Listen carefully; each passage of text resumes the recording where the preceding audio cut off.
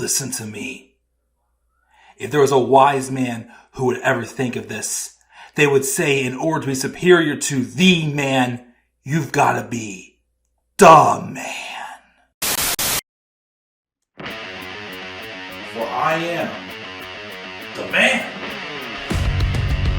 himself.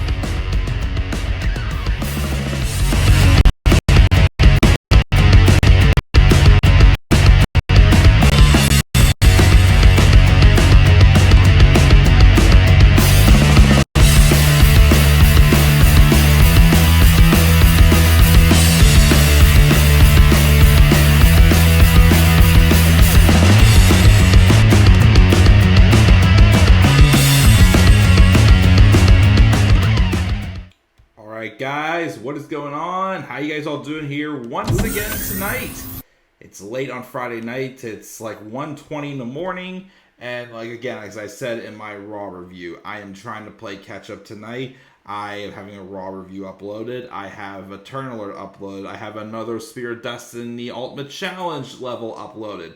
And now I'm looking to get my SmackDown review uploaded as well. Getting caught up all in one night. Well, for the most part, a couple little, topic videos I like to throw out there here and there. But I think if I get this one up too tonight, I would be pretty satisfied. And also, get rid of this beard. I hate it. But of course, I get lazy sometimes, and then I'll shave it off for a few days, and then I regret it later. But I'm doing it tonight, after this review. So I just got done washing dishes in my kitchen. But we're going to roll into talk about SmackDown, guys. What is going on? This is the Club of the Man 1993. And this is my review of tonight's episode of Friday Night SmackDown. One of the last couple episodes of SmackDown till SmackDown moves off Fox to the USA Network. Of course, could we be maybe seeing a change in the SmackDown logo again? I didn't think of that till right now. We'll have to wait and see, because the last time the SmackDown logo changed was when the SmackDown moved to Fox in 2019. It's been a ride. Did it succeed how I thought it would? Meh. And just like I thought about this episode of SmackDown. Well, first off, it's the August 16, 2024 edition of SmackDown. It took place at the Kia Center. I didn't know that the Amway Center is no longer the Amway Center. They are now called the Kia Center, home of the Orlando Magic, in Orlando, Florida, in Disney World. I would love to go to Disney World right now. I'm jealous too. My cousins are down there right now. Maybe someday I'll get to go back. It's been 20 years for me. I would love to go back. I'd love to go to Universal. Love to go to all those places. It'd be so much fun, but I have other responsibilities in life right now, unfortunately. Hopefully one day, yes, I will be back in Disney World. And I'm not going to continue to rant about Disney World here, but I'm going to talk about SmackDown. So I've been mentioning lately how Raw has definitely been my show lately. SmackDown, not so much. Tonight's episode, I'll say, was a little bit better than recent weeks. Just a little bit better. Like, instead of a decent episode, it was a solid episode. We had a couple really good wrestling matches. The series with Andrade and Carmelo Hayes continued as they had yet their third match, which, after watching their match tonight, I had an idea for a match that you could maybe do between the two of them at Bad Blood. I don't think it's going to happen at Bash in Berlin. But if you want to do this at Bad Blood, I'll mention that when I get to it. I get the character procession they had with Kevin Owens again. Teasing, of course, is he going to embrace this meaner streak with him getting this title opportunity, even though he keeps saying he doesn't deserve it. I really like the tag team number one contenders match between the Street Profits and DIY. It was definitely one of those matches that was starting to keep me up on the edge of my seat, which has not happened too much, of course, in recent memory, especially in that tag team division. But it was a spectacular tag team match for sure. We had a few other little things that were just like mad to me, like of course the stuff with the women, even that opening Nia Jax celebration. Like nothing against Nia Jax, but I have tried so hard. Which actually, let's roll right in and talk about it now. The show opened up with TiffanyStratton. Well, first, before we got that, we had a backstage where we see Sikoa and Tama Tonga arriving. No Jacob Fatu. yet. Good news, though, I read somewhere online where it was announced that Jacob Fatu is just taking a little bit of time to recover.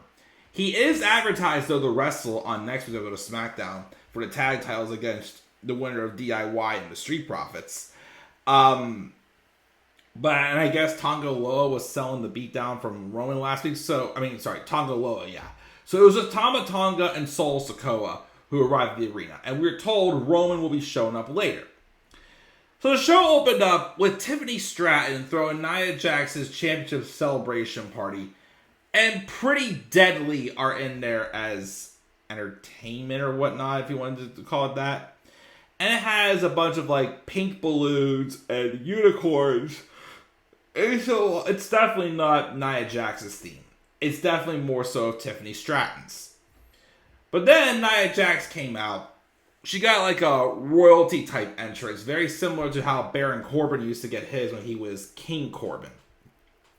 She enters the ring, and then Nia was overcome with emotions, and she says Tiffany, she appreciates it, she wouldn't have to do it. She's going to be honest, though, and says it's not, though, her style. And he says her style, though, is more about destruction. Like I thought she destroyed Bayley at SummerSlam. Everyone's going to have to bow down to her, and the first person that should is Tiffany. Which Tiffany Time tries to, swerve around it. And it's like, she will bow down to her. But first, Pretty Deadly are going to sing a song. And then they'll all bow down together. Which, again, they do this little, musical hit. I don't know. Again, I don't know what they're doing with Pretty Deadly. And they tried. But again, theme song's catchy. I just can't get into Pretty Deadly. I just don't know what it is. They haven't done anything that made me go, okay, yes, these guys are something. To me, I just want to just gag when I see their attire on TV. And they don't entertain me. They quite bore me, if I'm being honest. But then after that, after the awkward, musical score, which Nia was not impressed, and Tiffany was acting like it was the best thing in the world, Mia Yim comes out of nowhere and starts attacking everyone from behind with the kendo stick. Of course, Nia and Tiffany escape, so Tiffany just beats down on Pretty Deadly with the kendo stick, and it was announced later that Mia Yim, I think next week, is getting a title shot against Nia Jax. See, my thing is as much as I love Mia Yim, and I made that short a while ago. Maybe I'll repost it tonight on my Twitter and Instagram. I made that short a while ago where I mentioned how they need to give Mia Yim a chance. Well, I appreciate they're giving her a title shot here. But my thing is, though, have they still yet booked Mia Yim to where you believe she actually could win the title? Because as much as I want to see her be a champion, I can't see the way she's being booked now, her being a champion. So as far as being like a kind of a throwaway opponent for Nia, it's like we're asking for like a squash match in her first match. And I don't think Mia Yim's a person I want to see getting squashed. But it is what it is. So we're getting that next week. Also, a couple incidents with Chelsea Green and Piper Niven, of course, trying to complain again. We saw throughout the night as well. We also see Blair, Davenport, and Jade Cargill and Naomi talk about how they're going to take it to the Unholy Union, and Naomi's going to take care of Blair Davenport later on. Carmelo Hayes rolls up and chats at them, and he tries to sell them on him potentially beating Andrade. They all point out that he's too down and it laughs him off. Which I know got under the skin of Andrade, especially when 3 women basically tell you suck. But him and Andrade had another match, their third match, and again, these guys just fit so well together with their styles. I could watch them wrestle any day of the week, if I'm being honest. Spanish Fly is beautiful, kickouts are beautiful, counters are great. Carmelo Hayes, though, does finally get a pinfall victory. Well, he wins by roll-up. And then afterwards, like, he's like rubbing it into Andrade until they start brawling. They had to do like a pull apart brawl. It was pretty nice.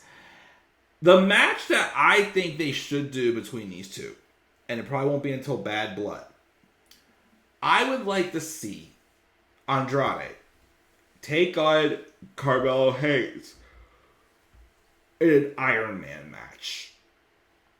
I know people are saying the best of 7. I don't think 2 out of 3 falls. I think 2 out of 3 falls isn't, big enough for this series of match that it's doing. I think they should do an Iron Man match. And that could very well be on my card when I do my Bad Blood card predictions after Bash in Berlin. But we'll see, of course. But yeah, matches are still good. Backstage, we have Tama Tonga presenting Sol Sikoa with the tribal chief leg, and says he's going to tear Roman limb from limb. But Sol tells him, calm down. If Roman takes this back from him, he'll be tribal chief, and they'll both have to acknowledge him, but only if he can succeed in taking it back.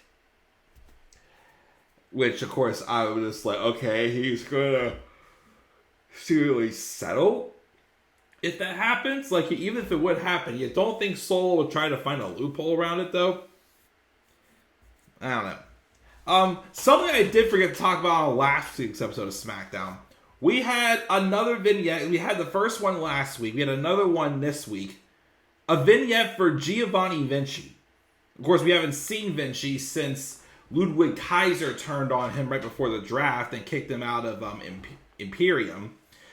It looks like he's going back to the gimmick they were trying to present him when they made him a single star in NXT before he got called up.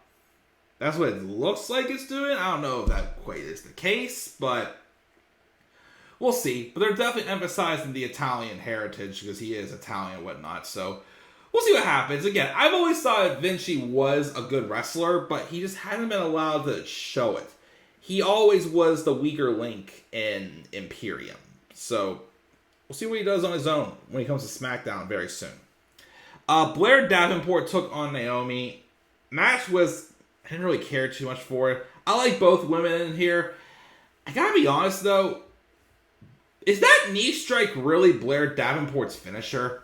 It looks really weak. It's a very weak looking finisher. Again, it looks like a move that anybody can do, but she gets a clean victory over Naomi, so not gonna knock on it too much, but I just didn't think this match was anything spectacular. Next week they're gonna be having Naomi, Bianca, and Jade team up to take on the Unholy Union and Blair Davenport, which that's another one too. I don't know if this is just temporary, but if they're gonna keep Blair Davenport and the Unholy Union together, what's gonna happen when they drop the tag titles? Because again, I even said it on Raw, I don't think they're gonna have the titles much longer, as they're barely doing even anything with them to begin with. Because again, Blair's on SmackDown, Unholy Union are technically Raw superstars, so let's drop the titles. What's next for them as a stable? So I don't know why I even try to make them a stable right now, but who knows? Oh yeah, ATownDownUnder, we're backstage talking crap on Kevin Owens. KO, of course, walks up, and Grayson Waller is on a roll insulting him. But he says, no, don't worry, you're right. That's why he tried to turn down the title match. And then he gets a match against Grayson. So he's like, Grayson, go out there and prove that I'm a loser or more and I'm an easy W. Well, of course, then we had the match. And, of course, not as many as Kevin Owens and Austin Theory. But I've seen Kevin Owens and Grayson Waller wrestle how many times? I really didn't care. I cared, though, again, that it did seem like they were bringing out like that meaner streak side in Kevin Owens I haven't seen for a while, which could play into the factor of a story with him and Cody. Afterwards, though, Owens goes to, snap more onto Grayson Waller. Austin Theory trying to get involved. Cody Rhodes made the save. They scared him off with chairs. There was a moment where it looked like KO was going to hit Cody with a chair, but he did. But we'll see, of course, as Owens may be embracing a little bit more of a dark side going into this match. We'll see if he does make that full turn or not, but we'll see. Sol then tells Tama Tonga that Roman has to be the one to acknowledge him tonight if he ever talks. Titus O'Neil was shown also in the front row. I guess he has a book that's going to be coming out soon. Good for him. We have a vignette of Legado del Fantasma, like eating dinner and wine or whatnot, and just talking about this upcoming title match he has. Again, I want to care about this U.S. title match, but at the same time, I don't. Like I said, I like Santos. I like Angel Garza. I've always been a fan of Humberto Carrillo. I also think Elektra Lopez is a good valet. But this group is still feels like a low card act. Like I feel like still, ever since their match at WrestleMania was one match that did kind of disappoint me. It did put over Santos.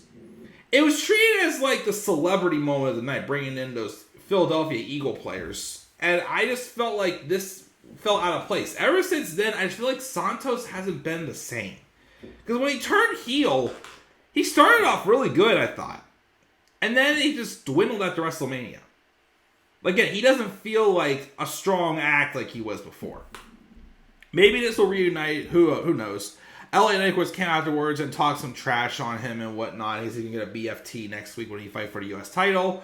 Oh, yeah. Then my favorite part of the night for sure was this match with DIY and the Street Profits. Of course, they had a couple moments in there as well where it made you wonder, like, will Tommaso turn on Johnny? We all know what happened last time when they dropped the tag titles and then they had some, little run-ins to each other throughout the match. But I thought the match was really good. Really great near falls. Montez Ford and Johnny Gargano especially had some really good chemistry with each other. They could pull up a good singles match if they ever wanted to book it someday. I do still feel bad, though, with the Street Profits. It was announced today, and I will do an official video, but Bobby Lashley today was officially moved to the alumni section, along, of course, with the MVP. So Bobby Lashley is, in fact, done with WWE.